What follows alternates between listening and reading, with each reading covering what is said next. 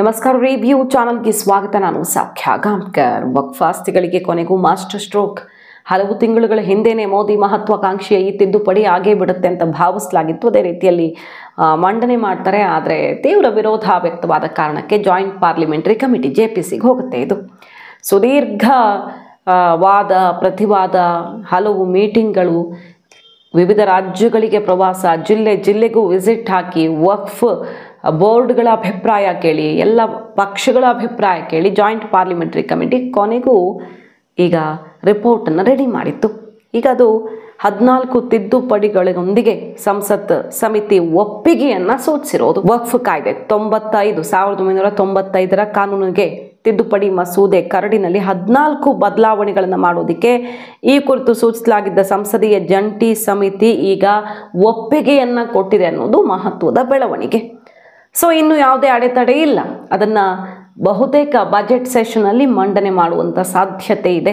ಯಾಕಂದರೆ report submit ಆಗ್ತಿದೆ. ಈಗ ಆದಷ್ಟು ಬೇಗ ಇವರು ಡೆಲ್ಲಿ ಎಲೆಕ್ಷನ್ಗಿಂತ ಮುಂಚೆನೇ ತರೋದಕ್ಕೆ ಹೊರಟಿದ್ದಾರೆ ಅಂತ ಪ್ರತಿಪಕ್ಷಗಳು ಮುಗಿಬೀಳ್ತಿರೋ ಹೊತ್ತಲ್ಲಿ ಈ ಎಲ್ಲ ಬೆಳವಣಿಗೆಗಳಾಗಿರೋದು. ಪ್ರತಿಪಕ್ಷಗಳು ಹೇಳ್ತಿರೋದು ಇದಕ್ಕೆ ಇಷ್ಟು ಅರ್ಜೆಂಟಲ್ಲಿ ಜಗದಾಂಬಿಕಾ ಪಾಲ್ ಯಾರ ಅಭಿಪ್ರಾಯಕ್ಕೂ ಕೂಡ ಮನ್ನಣೆ ಕೊಡದೆ ಅಂಗೀಕರಿಸಿದ್ದಾರೆ ಅಂತ ಆರೋಪ ಮಾಡ್ತಿರೋದು. ನಾವು ಸುಪ್ರೀಂ ಕೋರ್ಟ್ಗೆ ಹೋಗಿ ಕಾನೂನು ಹೋರಾಟವನ್ನು ನಡೆಸ್ತೀವಿ, ಬಿಟ್ಟರೆ ಇದನ್ನು ಇಲ್ಲಿಗೆ ಬಿಡಲ್ಲ ಅಂತ. ನೋಡಿ ಹೇಗೆ ಬಹುಮತದೊಂದಿಗೆ ಅಂಗೀಕರಿಸಲ್ಪಟ್ಟಿದೆ, ಏನೇನಾಯಿತು ಅನ್ನೋದನ್ನು ನೋಡ್ತಾ ಹೋಗೋಣ. ಕಳೆದ ಆಗಸ್ಟ್ ತಿಂಗಳಲ್ಲಿ ಈ ತಿದ್ದುಪಡಿ ಮಸೂದೆಯನ್ನು ಮಂಡಿಸಲಾಗಿತ್ತು. ಆದರೆ ಸಿಕ್ಕಾಪಟ್ಟೆ ವಿರೋಧ ವ್ಯಕ್ತವಾದಾಗಿನಿಂದ JPCಯಲ್ಲಿ ಎಲ್ಲ ರೀತಿಯ ಅಧ್ಯಯನ ನಡೀತಾ ಇತ್ತು. ಕಳೆದ 2 ಸಭೆಗಳಲ್ಲಿ ಸಿಕ್ಕಾಪಟ್ಟೆ ವಿರೋಧ ವ್ಯಕ್ತಪಡಿಸಿದ್ರು ಪ್ರತಿಪಕ್ಷಗಳು. ಗದ್ದಲ ಆಗಿ 10 ಸಂಸದರನ್ನ 1 ದಿನದ ಮಟ್ಟಿಗೆ ಸಸ್ಪೆಂಡ್ ಮಾಡಿದ್ದಾಯಿತು. ಕೊನೆಗೆ ಸೋಮವಾರ ಅಂತಿಮ ಸುತ್ತಿನ ಸಭೆಯಲ್ಲಿ ಪ್ರತಿಪಕ್ಷಗಳು ವಿರೋಧ ಮಾಡಿದ್ರು. ಆದರೆ ಮತದ ಲೆಕ್ಕಾಚಾರದಲ್ಲಿ ಅಂಗೀಕಾರ ಮಾಡಿದ್ದಾರೆ.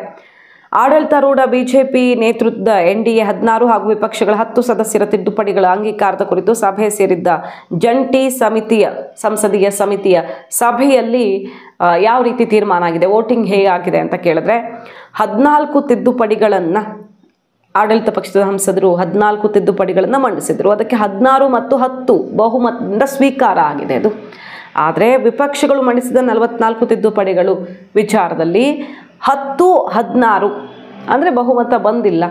ಹಾಗಾಗಿ ಅದು ತಿರಸ್ಕರಿಸಲ್ಪಟ್ಟಿದೆ. ಅದನ್ನು ಮಾನ್ಯ ಮಾಡೋದಕ್ಕಾಗಲ್ಲ ಅನ್ನೋದನ್ನು ಈಗ JPC ಚೀಫ್ ಜಗದಾಂಬಿಕಾ ಪಾಲ್ ಅವರು ಕ್ಲಿಯರ್ ಮಾಡ್ತಿದ್ದಾರೆ. ಈ ಮೂಲಕ 14 ಬದಲಾವಣೆಗಳೊಂದಿಗೆ ಇದನ್ನು ಅಂಗೀಕರಿಸಲಾಗಿದೆ.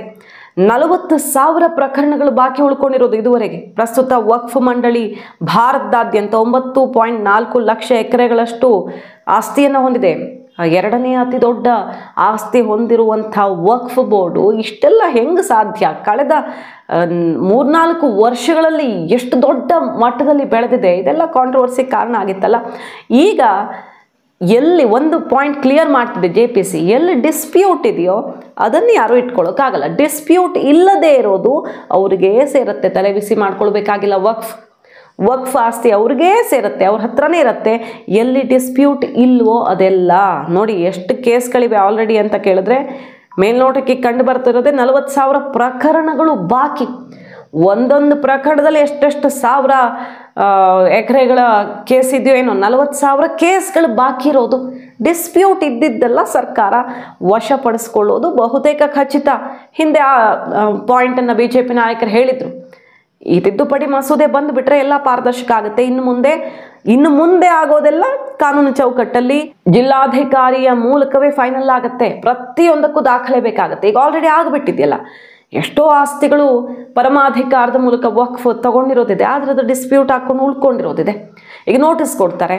ನೋಟಿಸ್ ಕೊಟ್ಟು ಇಂತಿಷ್ಟು ದಿನದ ಒಳಗಡೆ ಅವ್ರು ಏನು ಕಾನೂನು ಹೋರಾಟ ಮತ್ತೊಂದೊಂದು ಮಾಡೋಕ್ಕಾಗಿಲ್ಲ ಅಂದರೆ ವಕ್ಫ್ ತನ್ನದು ಅಂತ ಮಾಡ್ಕೊಂಡ್ಬಿಡುತ್ತೆ. ಈಗ ರೈತರದ್ದೆಲ್ಲ ಆಗಿದೆ ಹಾಗೆ.